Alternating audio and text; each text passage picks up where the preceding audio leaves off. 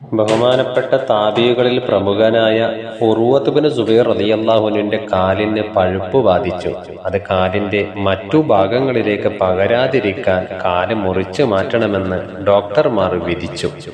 വേദന അറിയാതിരിക്കാൻ ലഹരി പദാർത്ഥങ്ങൾ കഴിക്കലാണ് അന്നത്തെ രീതി. ഡോക്ടർമാർ അതിന് നിർബന്ധിച്ചു. പക്ഷേ ഉർവത്ത് റളിയല്ലാഹു കഴിക്കാൻ കൂട്ടാക്കിയില്ല. എൻ്റെ സുഖത്തിന് വേണ്ടി ഞാൻ ലഹരിയുടെ സഹായം തേടുകയില്ല, അദ്ദേഹം ഉറപ്പിച്ച് പറഞ്ഞപ്പോൾ, ഞാൻ സിക്ർ ചൊല്ലാം, നിങ്ങൾ കാല് മുറിച്ചോളൂ.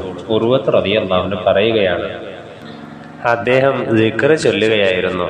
ആ സമയത്താണ് ഡോക്ടർമാർ അദ്ദേഹത്തിൻ്റെ കാല് മുറിച്ചു മാറ്റിയത്. മദ്യപാനം നിഷിദ്ധമാണ്. അതെല്ലാ തിന്മകളുടെയും മാതാവാണ്.